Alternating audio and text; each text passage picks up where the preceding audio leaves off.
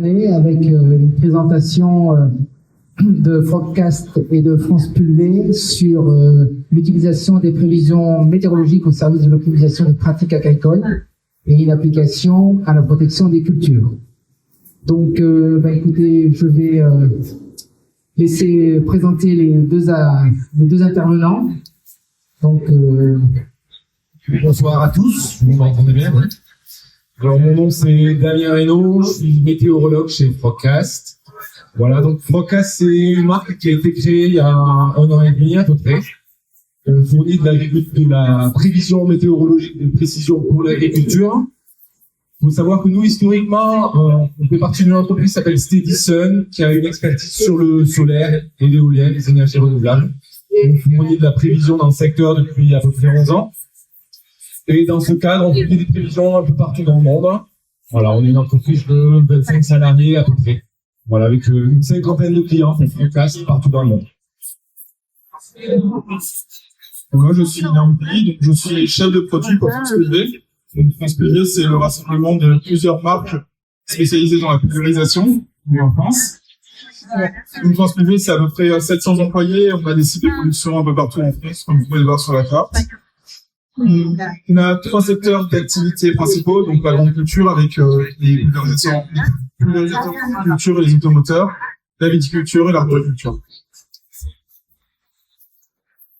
L'agriculture et les agriculteurs, c'est quand même des gens qui sont tributaires de la météo pour leur travail au quotidien. Tous les jours, ils ont une application météo ou plusieurs pour regarder la météo qu'il va faire, la météo qu'il fait, la météo qu'il a fait. Dans la mesure où ils peuvent avoir des parcelles qui sont éloignées de leur exploitation, du siège de l'exploitation, ou sinon pour savoir la météo qu'il a fait dans les parcelles pendant la nuit. Tout ça, c'est pour pouvoir mener à bien des différents chantiers qui vont être nécessaires à la conduite de leur culture. En ce qui concerne la pulvérisation, il y a différents indicateurs qui vont être surveillés au quotidien. Donc, on a tout d'abord le vent. Aujourd'hui, les agriculteurs, ils n'ont pas le droit de pulvériser en utilisant un vent qui est supérieur à 19 km/h. En plus de ça, quand on a un vent trop important, on a des produits de protection des plantes qui vont avoir tendance à ne pas aller sur la cible. C'est important que quand ils décident de sortir le pulvérisateur, la parcelle soit dans les meilleures conditions de vent possible. L'hygrométrie, elle va être aussi beaucoup regardée dans la mesure où l'efficacité du produit et donc l'efficacité du chantier va être conditionnée à une bonne hygrométrie à la parcelle. Les précipitations. Continue. Donc les précipitations aussi, on ne peut pas appliquer un produit de protection des plantes quand il pleut, on a une pluie un petit peu trop fraîche. Et les températures aussi, elles sont à surveiller dans la mesure où, pour une efficacité maximale des produits, il est essentiel qu'on soit dans une plage de température acceptable. Donc on voit bien que les paramètres météorologiques sont très importants dans tout ce qui va être pulvérisation et protection des plantes. Damien, aujourd'hui, on est sur un impact effectivement. Aujourd'hui, quel est le bilan un peu qu'on a sur cette notion météo, sur l'écosystème? Oui, alors, je voulais, avant de vous présenter les prévisions Frogcast appliquées à la protection des cultures, revenir faire juste une petite parenthèse sur ce que c'est un modèle de prévision météo. Ça peut être intéressant pour comprendre comment on construit nos prévisions ensuite. Donc, vous imaginez que pour faire une prévision météo, on va faire une simulation numérique de l'atmosphère. Pour ça, il nous faut 3 éléments. Il nous faut un modèle 3D de l'atmosphère. Vous voyez, l'atmosphère est divisée en cubes de taille, en latitude, longitude et sur la verticale. Il nous faut des observations météo, parce qu'avant de lancer le modèle, il faut lui fournir un état initial de l'atmosphère. Il faut lui dire, OK, à l'instant T, la météo, l'atmosphère est dans cet état. Maintenant, tu peux lancer tes calculs avec les équations de la physique. Et il faut également un supercalculateur. Parce que pour faire ces simulations numériques, on a besoin d'une puissance de calcul qui est énorme. Historiquement, la météorologie, ça a été le secteur qui utilisait les plus gros serveurs de calcul au monde. Maintenant, c'est plus tout à fait le cas, mais on a quand même des supercalculateurs conséquents. Et en sortie, voilà, on lance ces supercalculateurs pendant plusieurs heures et un certain nombre de fois par jour, 4 à 10 fois par jour. Et ce qu'on obtient en sortie, c'est ce genre de carte sur la France. Vous avez une animation de prévision de précipitation. Vous voyez ici un grand coup de qui passe au nord-ouest de la France. Et ici, un autre exemple de température. Donc, ce qu'on a en sortie, c'est une prévision spatialisée en tout point du globe ou en tout point du domaine du modèle. Tous les grands centres météo dans le monde ont leur propre modèle de prévision météo. Donc, on a Météo France, qui est l'acteur principal chez nous, qui fait tourner plusieurs modèles. On va avoir le modèle Arpège, qui fait une prévision sur tout le globe, avec un zoom sur l'Europe. Le modèle Aron, qui lui va être à 1 km sur un domaine France Énergie. Et puis après, vous avez toute une liste d'autres agences météo mondiales. Vous avez le Centre européen, le CNWF, la NOAA pour les Américains, le DWD pour les Allemands, etc. Chaque modèle va fournir sa propre prévision météo et son propre scénario. Je reviens juste après, c'est un peu la même image, mais vue un peu spatialement. Donc, si vous vous trouvez en France, ici, vous allez avoir à disposition une prévision fournie par une multitude de modèles. Donc, vous avez les modèles globaux qui fournissent une prévision sur l'ensemble du globe. Ici, vous en avez une petite dizaine qui existent. Mais si vous êtes sur la France, vous avez également tous les modèles avec les carrés orange et les carrés rouges. Donc, vous avez une prévision zoomée sur l'Europe ou sur la France. Donc, on peut se poser la question maintenant, avec toutes ces prévisions qu'on a à disposition, de savoir quelle est la bonne prévision. Et c'est tout l'enjeu aujourd'hui des prévisionnistes, à la fois chez Météo France, mais à la fois chez nous tous, c'est de savoir finalement, vous avez plusieurs modèles avec plusieurs prévisions, et comment on fait aujourd'hui pour essayer d'avoir la meilleure prévision à une plus grande échéance, avec le plus de fiabilité. Voilà. Exactement. Donc, c'est ce qui est illustré ici sur ce slide. Donc, vous avez 3 modèles météo pris dans le lot de modèles météo disponibles sur la France. Donc, vous avez le modèle allemand Ecoliu, le modèle français Arom et le modèle canadien GDPS. Et vous avez une prévision à échéance 30 heures sur la France de température. Et j'ai pris, par exemple, 2 points qui pourraient nous intéresser dans le nord-ouest de la France et dans l'est. Et vous voyez que ces 3 modèles vont nous donner 3 scénarios complètement différents. Sous le premier, on va avoir une prévision relativement pas trop froide, on va dire, entre -2 et 0 degrés. Et vous allez avoir d'autres modèles qui, pour la même échéance, vont vous donner des scénarios beaucoup plus critiques en termes de gel, avec des valeurs qui descendent à -5 ou -6 degrés. Donc, comme vous le disiez, maintenant on se demande qu'est-ce qu'on fait avec ces scénarios très différents et quel modèle choisir. Donc, comment on fait? Alors, comment on fait? Donc, chez Frogcast, explique-nous un peu comment vous faites pour essayer de sortir quelque chose d'intelligible et de fiable par rapport à tout ça. Voilà, donc l'idée de Frogcast, c'est de matcher un peu le travail au prévisionniste ou à l'utilisateur. C'est-à-dire, on va avoir une première étape de pré-traitement de tous ces modèles météo. Ça va être notre donnée d'entrée. Donc, la première étape, c'est un formatage. Chaque centre météo a son propre format de données, ses propres unités. Donc, cette étape apporte pas grand-chose à valeur ajoutée, mais elle est essentielle pour pouvoir comparer les modèles. Et puis ensuite, vous avez vraiment la boîte Frogcast, notre cœur de métier, où on va combiner ces modèles météo. Lorsque vous êtes en France, donc vous avez une quinzaine de modèles météo disponibles. Et nous, on va faire toute une brique d'apprentissage pour créer en chaque point une prévision probabiliste et dire, OK, sur ce point-là, je fais plus confiance à ce modèle qu'à l'autre, donc je vais lui donner plus de poids. Je fais confiance à la dernière prévision, mais je fais aussi confiance à la prévision qui a été faite 6 heures avant. Donc, toute cette modèle d'intelligence artificielle, elle est intégrée dans Frogcast. Et ensuite, en sortie, ce qui est mise à disposition de nos utilisateurs, c'est une série temporelle au point d'intérêt et une prévision qui va être probabiliste pour pouvoir illustrer le dispositif.